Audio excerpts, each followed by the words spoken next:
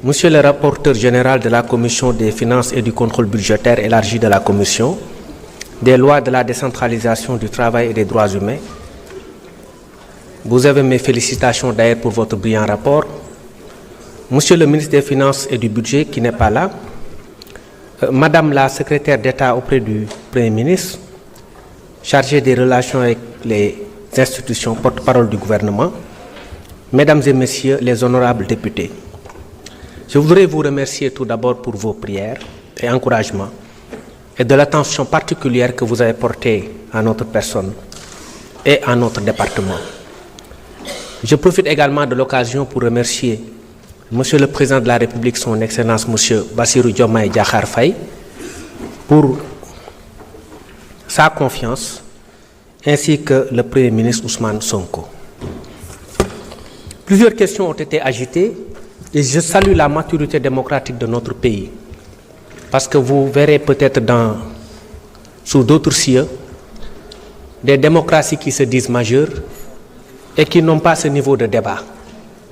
Par quelque bord que vous puissiez vous trouver, j'ai pu remarquer que les débats ont été tenus dans la sérénité, dans le respect mutuel, avec des idées très profondes. Également des préoccupations qu'on essaiera de résoudre dans le cadre de notre département. Également des mots qui nous vont droit au cœur, je l'ai dit tout à l'heure. Elle n'est pas malheureusement encore là. Je voulais taquiner un peu ma consoeur Aïssata Tall Sall. J'étais très content de ses conseils, de sa posture. Il a cité un ministre de l'Intérieur. À l'époque, on ne parlait pas de ministre de l'Intérieur d'ailleurs, mais ministre de la Police, chez Napoléon. C'était du temps de Napoléon, où Joseph Fouchot était ministre de l'Intérieur, et Aïssata parlait un peu de la synthèse qu'il faut entre la force et l'intelligence. Je crois qu'elle me connaît suffisamment calme et réfléchie pour savoir que je mesure la pleine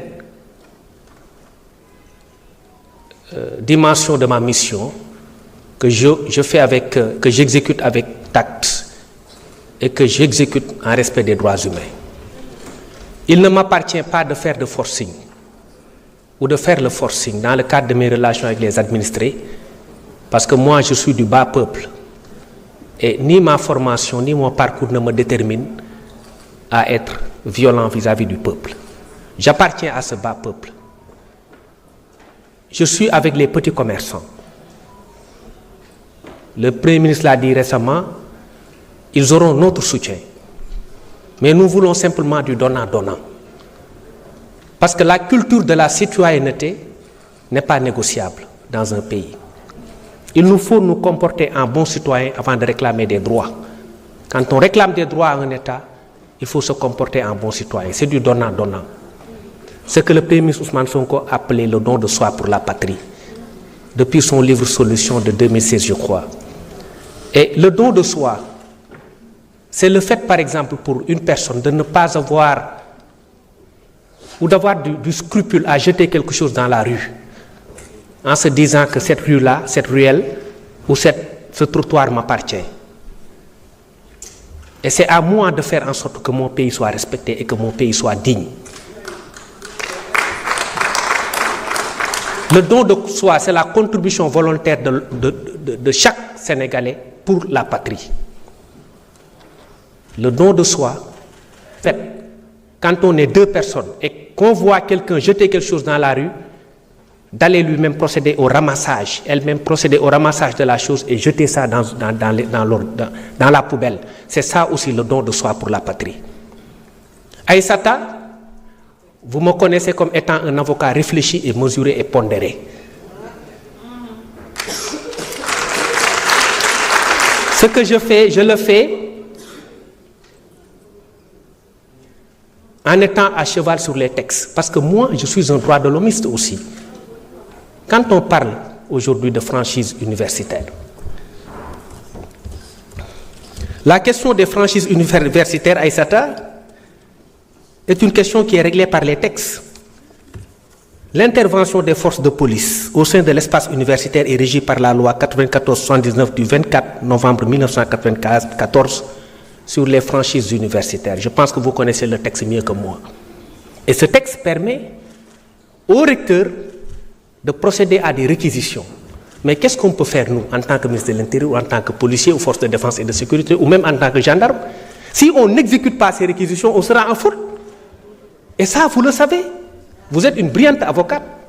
Et vous en avez formé plus d'eux. Vous connaissez le contenu de la loi. Vous savez parfaitement que l'autorité ne peut pas ne pas se soumettre à la réquisition du recteur qui a des pouvoirs propres qu'il détient du fait de cette même loi du 24 novembre 1994 sur les franchises universitaires et qui ne nous laisse pas de choix. Parce que l'université aussi n'est pas une zone de non-droit. Quand on commet un meurtre à l'intérieur de l'université, on ne peut pas, sous prétexte parce qu'on est à l'intérieur de l'université, qu'aucune personne ne doive intervenir dans l'enceinte universitaire pour arrêter le déroulement de cette infraction-là. Attention, parce qu'il y a des choses qu'on peut sortir ici, mais qui peuvent demain se retourner contre nous. Parce qu'il faut qu'on reste à cheval sur les textes. Quand on est dans le confort ou sur le confort des textes, on est à l'aise dans ce qu'on fait. Parce que c'est la loi qui nous protège tous. Elle est de portée générale et impersonnelle. Tant qu'on est à cheval sur les textes, on est à l'aise de défendre nos positions. Maintenant, dans l'application, on peut voir comment gérer la situation. Et c'est le cas ici à l'université. Quand le recteur demande l'intervention des forces de défense et de sécurité, le policier qui refuse ou le ministre de l'Intérieur qui refuse est en faute. Nous, on ne peut pas être en faute vis-à-vis de la loi. Parce qu'on connaît la loi, on ne peut pas violer la loi. Il y a eu des incidents qui ont eu lieu. Le recteur a demandé à ce que, par réquisition, qu'on intervienne à l'intérieur de l'université. Et nous avons exécuté ces réquisitions-là. Par contre, les étudiants sont nos petits frères. Moi, je suis toujours étudiant parce que j'étudie toujours, je vais à la fac. Moi, je suis un éternel étudiant. Et je pousse tout le temps la cause des étudiants. Et j'ai même programmé une visite dans le campus universitaire pour aider à nettoyer le campus. Et là, je félicite l'ancien directeur du cours qui a fait un excellent travail dans le cadre du cadre de vie à l'intérieur de l'université. Je vous l'ai dit la fois dernière en commission, mais vous étiez absent. Parce que c'est de cela qu'on a besoin. C'est de cela qu'on a. Et par quelque obédience qu'on se trouve, il est bon quand quelqu'un a du mérite ou qu'il a fait une chose, qu'on reconnaisse cette chose-là. Moi, je suis honnête et je me veux généreux. Voilà. Maintenant, la situation étant comme elle est, les choses se sont calmées. Les étudiants, comme je l'ai dit, sont nos petits frères. Pour moi, et sont nos enfants pour d'autres. Moi, je demande au recteur de lever la présence universitaire aujourd'hui même. Parce que j'ai vu que c'est une condition pour la cessation de la revendication estudiantine. Pour moi, la paix étant revenue à l'intérieur de l'espace universitaire, je peux quand même demander au recteur de le faire, même s'il a des pouvoirs propres.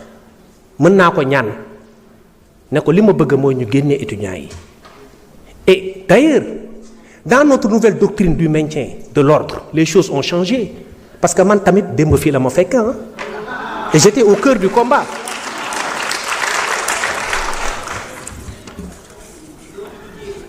Monsieur Sall, honorable député Thierno Alassane, avec tout le respect que je vous dois, vous avez parlé de blessures par balle.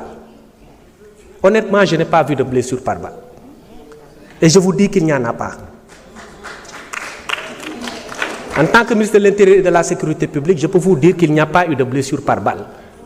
D'une part, je ne sais pas ceux qui vous ont informé, mais ils ne vont pas donner la bonne information. Je pense que c'est vos sources qui vous ont trompé. Maintenant, pour ce qui concerne les forces de défense et de sécurité, par contre, il y a eu des blessés au nombre de 29 et du côté également des étudiants. Ça, c'est vrai, il y a eu des blessés de part et d'autre. Mais il n'y a pas eu de bavure policière. Ce qui est une première dans notre doctrine, dans la doctrine du maintien de l'ordre. Parce que avant, il n'y avait pas que des bavures, il y avait pire que des bavures. Et l'on le fait, nous fait. De sorte que vous avez été obligé de faire voter une loi d'amnistie, pas vous. Mais bon, mes amis Aïssata et Abdoumbo ont été obligés de recourir à une loi d'amnistie. Bon, moi j'ai une interprétation propre de la loi d'amnistie, mais je la garde pour moi-même. Je la garde pour moi. Parce que ça ne vous arrange pas. Mon interprétation de la loi d'amnistie ne va pas vous arranger.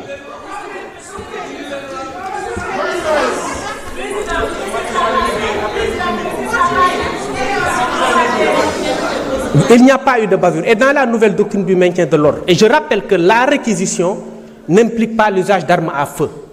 J'ai moi-même convoqué mon état-major pour leur dire point d'armes à feu à l'université, même si on devrait exécuter les réquisitions du recteur.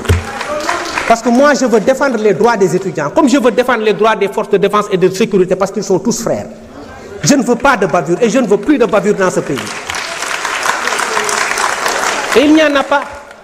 Et la preuve, c'est qu'il n'y a, au-delà des bavures, il n'y a pas d'arrestation. Est-ce que vous l'avez remarqué? Il n'y a pas d'arrestation. Mais il y a de cela 3 ans, on vous aurait arrêté terrorisme, instruction. Mais parce que vous faites que démb fii la ñu fekk ñun kenn mënuñu nax parce que démb fii la ñu fekk ñun fii démb fii la ñu fekk. S'il vous plaît. Maintenant, j'invite mes collègues à garder le calme, particulièrement honorable Abdoumbo. Non, il n'y a que vous qui intervenez, qui interpellez directement le ministre, s'il vous plaît. Non, s'il vous plaît, et mes autres collègues aussi. Bon, man j'ai pas de problème, mën nañ waxtaan parce que dañuy waxtaan rek. Man mën nañ waxtaan, mën ngeen ma interpeller, mën ngeen ma dagg, mën ngeen wax lu ne. Mais dinaa sama message dina jàll parce que man sénégalais yi laay waxal. En ce qui concerne maintenant le volet sécurité publique, foofu moom je l'ai dit Abdou man seetuma ku bokk APR wala ku bokk feneen man j'assume mon amitié avec Ousmane Sonko et je l'assume. J'assume même man dama bëgg Sonko et je l'assume, dama bëgg Sonko.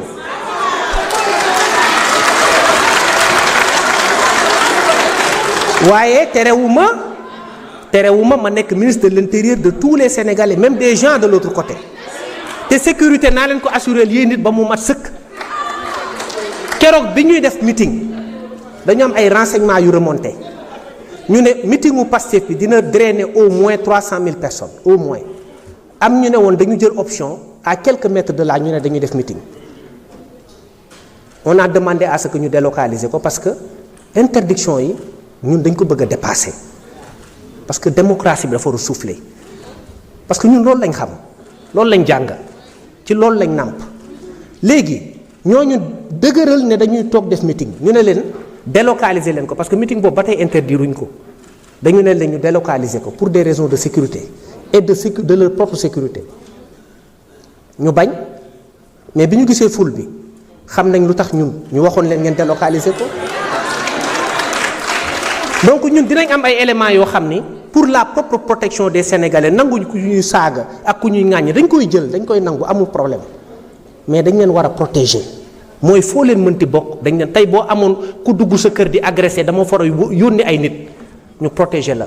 moo tax ma ni man je suis le ministre de l'intérieur de tous les Sénégalais moo tax ma ni leen yéen députés yi bu leen demander benn rendez-vous par écrit di parce que bi ma ñëwee dama gis loolu mais loolu du yoon député warul demander rendez-vous pour gis ministre da ngeen may woo ma recevoir leen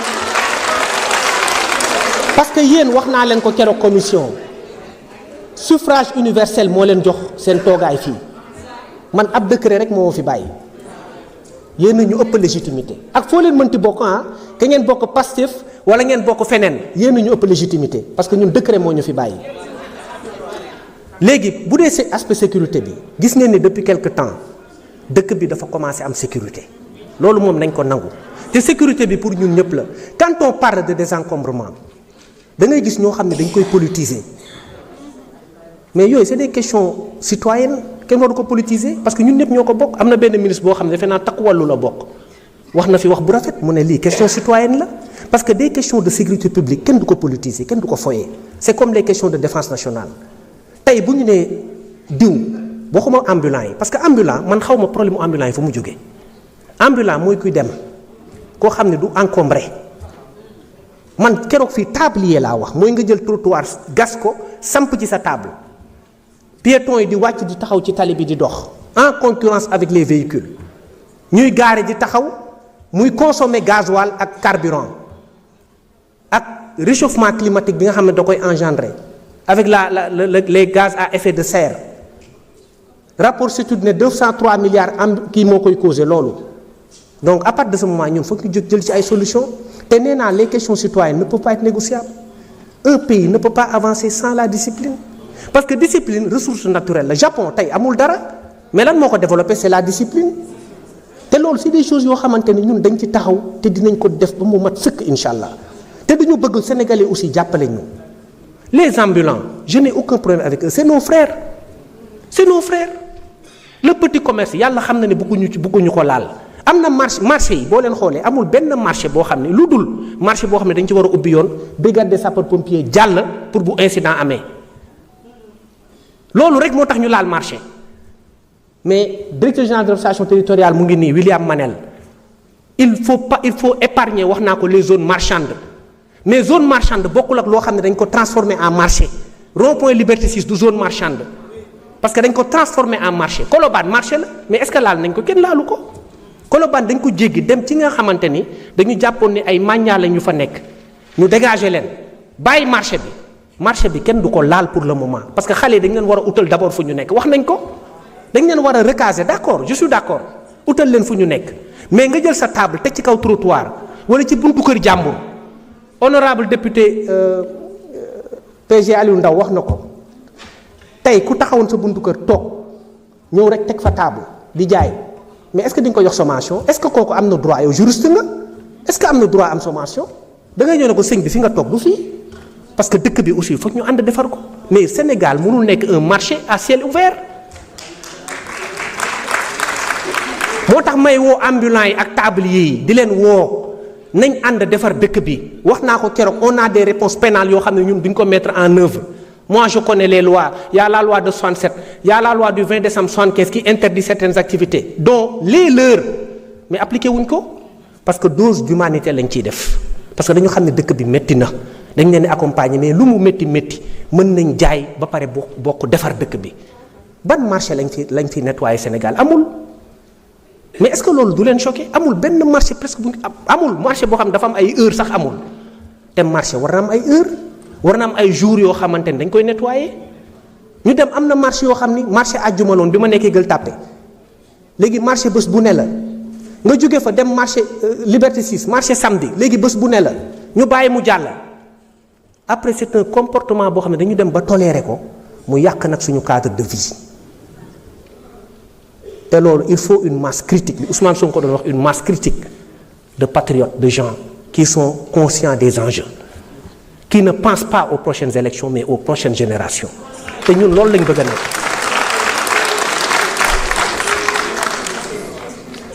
Sur les questions de sécurisation des espaces et de tranquillité publique avant may wax ci mendicité parce que temps bi bariwul sur les questions de sécurisation ñun chaque fois léegi au moins 3 fois par mois dañuy def ay opérations combinées police gendarmerie yoo xam ne man dama ciy bokk boo xoolee dëkk bi dafa commencé am jàmm au-delà de set bi muy set dafa commencé am jàmm am dal agression yi ñu daan noté yu bari armée dafa wàññeeku parce que man damay ànd ak sama gars yi moo tax dama leen di féliciter les forces de défense et de sécurité parce que ils sont très braves ñoom ak waa gendarmerie parce que le ministre de l'intérieur dispose de la gendarmerie en ce qui concerne la sécurité intérieure moo tax ñoom laay boole ñu agir dans le cadre d'une parfaite camaraderie ba pare moo tax dëkk bi Petite Côte dem nañ fa jóge fa dem Grand Yoff jóge fa dem Thiès te dinañ dem même ay Tambacounda lépp pour defar Sénégal ba nga xam ne sécurité dina fi am région lu mu sori dañ fa dem pour defar dëkk bi. Maintenant sur la question de la mendicité est devenue un fléau loolu encore le code pénal l'interdit la mendicité est devenue un fléau te dafa am beneen type de mendicité boo xam ne c'est animé par des personnes de nationalité étrangère qui ne sont pas des sénégalais li mu xamoon ci mendicité déjà sénégalais classiquement xamul woon dafa am kersa gën di tàllal loxo dañ daan def ci ay famille ñoo da bokk ci ay famille di dimbalante mais chaîne de solidarité bi dagg am ñu génn di yalwaan parce que ñàkk moo tax bien que dañ ko tere mais dafa am beneen forme de mendicité boo xam ne c'est plus complexe encore mooy mendicité boo xam ne c'est entretenu par des personnes de nationalité étrangère. Or les lois de la CEDEAO permettent aux pays d'appliquer leurs propres lois. C'est-à-dire que la libre circulation des biens et des personnes n'interfère pas dans les lois pénales des pays. C'est ce qu'on appelle ñun ci jargon pénal le principe de l'autonomie du droit pénal. ñun ñoo am suñu autonomie appliquer suñu texte. Or mendicité ak vagabondage dañ ko interdire au Sénégal moo tax du ñu nangu benn étranger ñëw Sénégal di vivre de mendicité loolu dootuñu ko nangu tey dootuñu ko nangu ëllëg te de plus en plus boo xoolee mendiants yi fi nekkoon presque gisatoo leen fi centre ville amatul mendiant boori corniche amatul mendiant ak yeneen zone maa ngi répondre également ci question bi benn député posé sur les pousse-pousse ak machine à café yi ñuy jaayee ci mbedd bi chariot yi waxuñu Dakar yépp loolu dañ ko interdire graduellement parce que doo ñëw rek attaquer un truc boo xamante ni benn commerce informel dans son ensemble loolu doo ko def moo tax dañ ko def par zone ce qu'on appelle les zones principales yi nga xamante ni dañ ko bëgg offrir en exemple corniche dañ fa tere yenn commerce yi parce que dañu dem ba corniche dañu doon gis ñu taxaw di jaay ay yére foofu ñii di jaay lii ñii di jaay lii ñii di laay lii mu nekk benn mbuum mbaay boo xam ne bu ñu ko bàyyi woon suñu cadre de vie day yàqu maa ngi jot également alerte ñi nga xamante ni c'est des riverains Almadies ci code kii bi baie de Hann tamit yàqu na baie de Hann dañ ko transformé en dépotoir d'ordures alors qu'il y a de cela 20 ans wax naa ko keroog c'était l'une des plus belles baies au monde yooyu yëpp dañ ko war a récupérer te dinañ ko récupérer parce que suñu cadre de vie ñun ñoo ko moom civisme ak citoyenneté comme je l'ai dit kenn du ko négocier ñun ñoo ko moom sur les équidés très rapidement fas yi dafa am benn texte boo xam ne dafa tere ñu leen di toroxal ça résulte du code des contraventions fas dafa noble Gandhi doon na wax ni doyen Alla Kane maa ngi lay gërëm di la sant ci remerciement yi c'est Gandhi qui disait que la grandeur d'un peuple se mesure à l'affect dont les populations ont véritablement pour les animaux gis nga bàyyi ma dafa noble waruñu jàpp fas di ko toroxal parce que fas dafa noble même alxuraan da ko tagg pourquoi ñu war a bàyyi yenn pratiques yi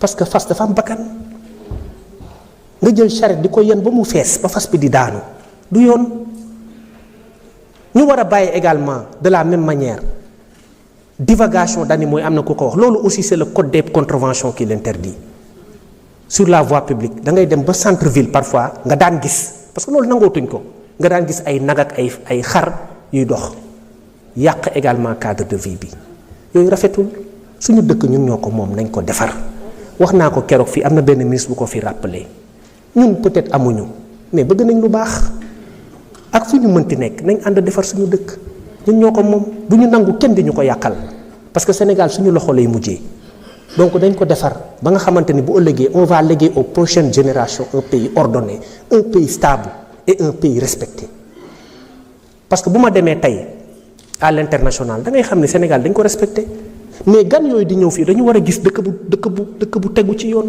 dëkk bu rafet dëkk bu sell mais li ñuy bañ mooy bu ñu ñëwee fii après bu ñu demee xeeb ñu te loolu ñun waruñu ko nangu ñun ñoo moom suñu réew nañ ko ànd defar.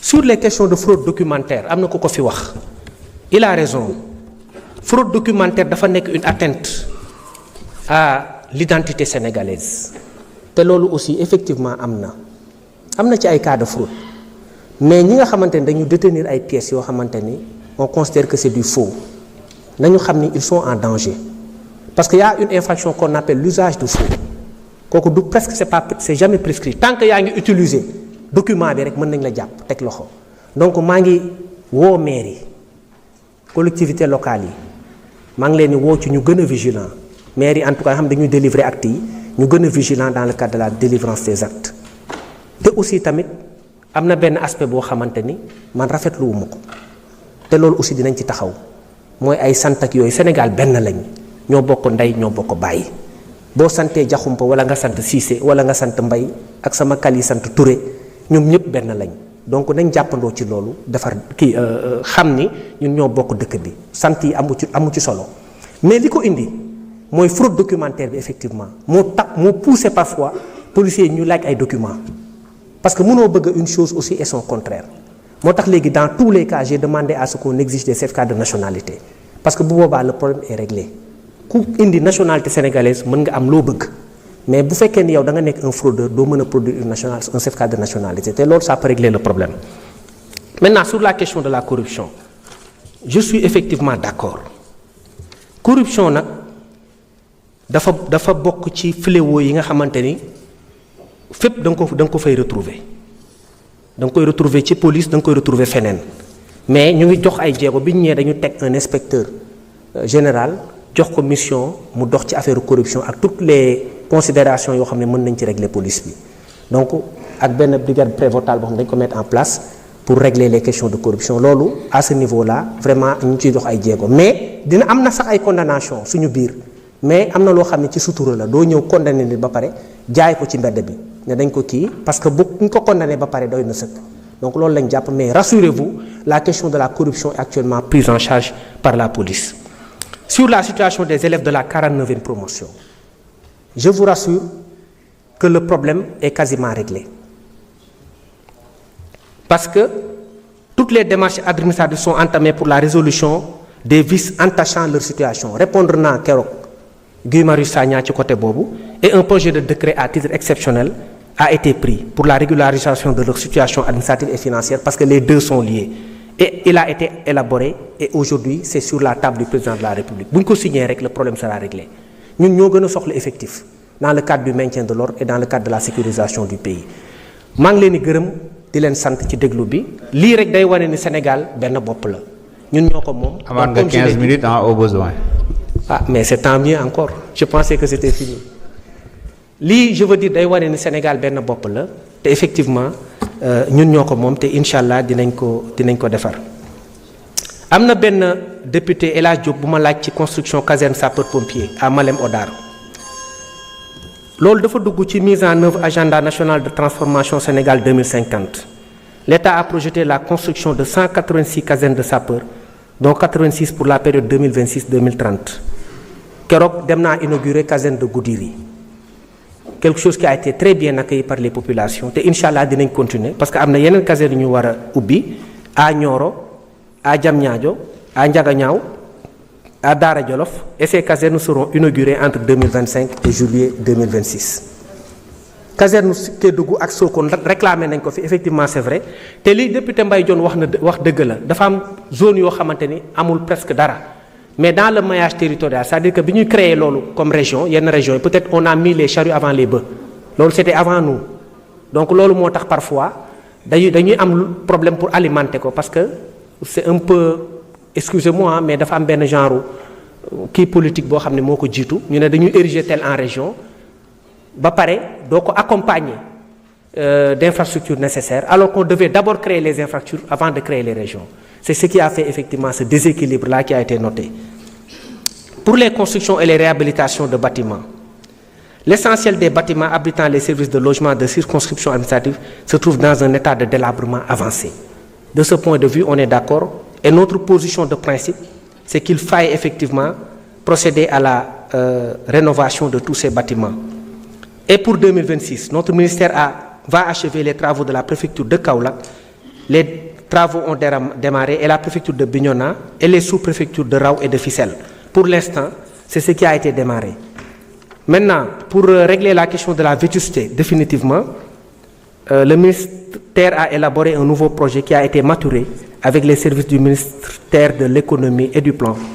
Ce projet qui va démarrer en 2026 pour un coût de 67 milliards va ouvrir toutes les localités du Sénégal, 14 régions, 46 départements et 127 arrondissements. Donc loolu ñun suñu yitte la dañu bëgg a defar circonscription yi nu mu tudd préfecture yi gouvernance yi ak sous-préfecture yi parce que ñoom aussi c'est bu dee gouverneur c'est le représentant du président de la République dans les régions te ñu ngi def liggéey aussi bu mucc ayib c'est pourquoi dama ciy profiter également pour féliciter William Manel qui est le directeur général de l'administration territoriale, qui fait un excellent boulot avec les gouverneurs, les préfets et les sous-préfets. Ñooñu dañu soxlo les moyens pour exercer leur office parce que c'est un métier dafa noble. De la même manière que je l'ai dit avec les forces de défense et de sécurité. Saa yu ma demee ci benn opération combinée police gendarmerie ay 3 heures du matin dama leen wax ni nit ñee ngi nelaw mais ñun ñu ngi liggéey moo tax les forces de défense et de sécurité méritent tous les salaires du monde lu ñu leen defal nañ ko xeeb parce que c'est des gens qui sont des nobles policiers yi dañ leen war a jàppale gendarmes yi dañ leen war a jàppale parce que lu ñuy def ci liggéey dafa mucc ayib et donc loolu moo tax man j'estime que mon département pourrait être même beaucoup plus pourvu en matériel et également en moyens pour leur permettre d'exercer leur métier parce que dara gënul noble ñëpp di nelaw nga taxaw di assurer leur sécurité que ce soit des moyens mobiles ou des moyens matériels si wàllu tenue aussi wax nañ dëgg tenue dafa bokk ci li tax nit ñu lay respecter comme li may wax loolu laajul moyens yu bari li may wax cet ak defar mën na ànd ak sax ñàkk wala tuuti ñàkk Aïssata xam na ko ñun dañu bëgg bu ñuy plaider comme avocat rabat bi dañuy bëgg fóot ko ba mu set mu weex tàll di briller ñu taxaw comme li ñuy policier di wax dans leur jargon être en tenue correcte parce que loolu mooy tax ñu respecter la moo tax benn jour dama woo DGPN bi ma ñëwee directeur général de la police nationale di profiter également di ko féliciter pour l'excellent travail qu'il fait ku baax la ma ñëw ma ne ko mais DGPN policier du ngeen defal ay cravate mu ne ma mais monsieur le ministre cravate dafa tàng ma ne ko waa sedd bi nag ngeen defal ay cravate parce que man mënuma imaginer par exemple alkaati bu taxaw di tux rafetul parce que kilifa la alkaati dafa noble da ngay gis boo demee ay yenn dëkk yi nga gis alkaati yi man bu ma gisee alkaati bu sol lu rafet dama koy respecter dama koy bëgg sama xol day sedd donc yooyu yëpp c'est des choses yoo xam ne ça participe à la citoyenneté te pourtant laaju moyens yu bari donc loolu laay wax rek tout le temps nañu xool lépp li nga xamante ni mën na relever suñu prestige en tant que pays parce que Sénégal pays leader la et man maa leen ko wax de tout temps Sénégal pays leader la boo demee ci yeneen dëkk nga koy xam Sénégalais yi dañ leen respecté boo demee Côte d'Ivoire ñu ne le Sénégalais a du talent ñu ne Sénégalais bu waxee rek da lay convaincre parce que Sénégalais dafa am lu yàlla def ci moom donc loolu dafa war a feeñ suñu dëkk keroog cité naa ay pays yoo xam ne tey dañu xaw a raw ci benn côté mais loolu ñun buñ ko nangu le gap dañ koy rattraper te mën nañ ko te on le fera rapidement dëkk bi dina tegu ci yoon dina baax ba pare lépp dox incha allah yéen ñëpp ci mën a jàpp j'en appelle à la citoyenneté de tout le monde j'en appelle à tous les patriotes tous les républicains, tous qui aiment ce pays, pour qu'on fasse du Sénégal un très grand pays. Et on est en voie de le faire, sous la haute direction de Monsieur le Président de la République et de son Premier ministre. Parce que c'est des patriotes qui sont venus, pour ne pas se focaliser sur les prochaines élections, mais sur les prochaines générations. Et ça, ils l'incarnent, ils le vivent tous les jours. Moi qui suis au contact de ces deux personnes, moi je sais et je suis persuadé que ce sont de vrais leaders. Pour la première fois, le Sénégal a une chance historique de réussir un bond qualitatif. Parce qu'il y a des gens qui sont animés par l'intention d'en faire un grand pays. Et là, c'est à nous de les accompagner. C'est aux citoyens lambda de les accompagner. Les étudiants, les ambulants, les écoliers, les députés, les chômeurs, que tout le monde s'y mette pour qu'on fasse de ce pays un grand pays. On l'est déjà, mais on peut réussir encore à progresser. Et c'est d'ailleurs l'occasion pour moi de profiter de cette tribune pour féliciter des patriotes, des gens qui se sont toujours investis pour l'ordre, la discipline, le civisme et la générosité également. Ils sont là, je les ai invités, ce sont les Patriot Riders. Je vous demande de les applaudir. ñii ñooy taxaw ci tali bi sans moyen naan feu rouge da ngay taxaw ñoom ñooy taxaw ne feu rouge da ngay taxaw ñooy taxaw ne piéton jël trottoir bi oto bi demal te kenn fayu leen parce que ñoom li ñuy def mooy le don de soi pour la patrie. ak ñeneen ñi nga xamante ni dañuy dénoncer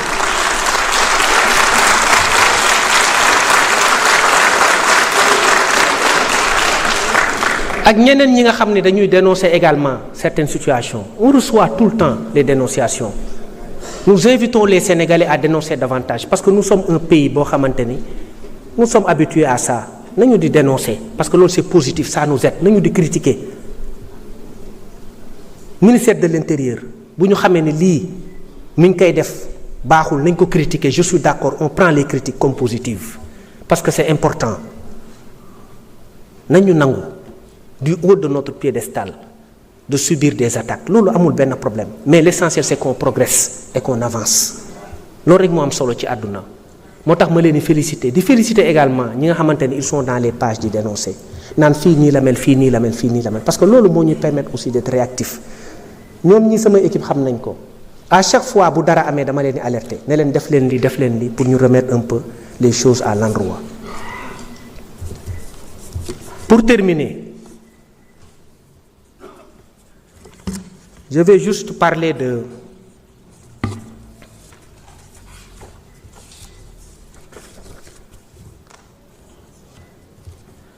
des politiques en général. Moi je suis le ministre du culte moo tax maa ngi nuyu kilifa diine yi demoon naa Touba ci sama sëriñ sëñ Mountakha yàlla na fi yàgg lool te wér sëñ Mbaye Sy Mansour day seeti naa ko ak xalifa yépp seeti naa leen di leen ziyaare bu baax parce que man seen doom laa seen surga laa te incha allah je serai dinaa topp seeni tànk te dinaa jàppale le culte parce que loolu aussi ci sama domaine la bokk. Politique yi wax naa leen foo leen mënti nekk mes portes vous seront grandement ouvertes que vous soyez de l'opposition ou du pouvoir en place. Am na ku ko wax fii man je suis le ministre de la République, je suis un ministre de la République, je suis le ministre de l'Intérieur, je suis là pour tous les Sénégalais. Heure boo leen ma bëggee gis ñëw leen parce que je vais vous accueillir et c'est mon devoir également de vous écouter. La société civile également maa ngi leen di woo à tout moment mën ngeen ñëw sama bureau boo leen amee ay doléances ñëw leen. Aïssata du ma nangu nga may taxer peut-être étiqueté parce que dans le barreau boo ñëwaan dañ lay étiqueté à quelques 6 mois dañ naan diw nii la mel, ça peut arriver. Ce qu'on appelle les étiquettes chez nous. Heureusement pratiquement tous les avocats ont de très bonnes étiquettes.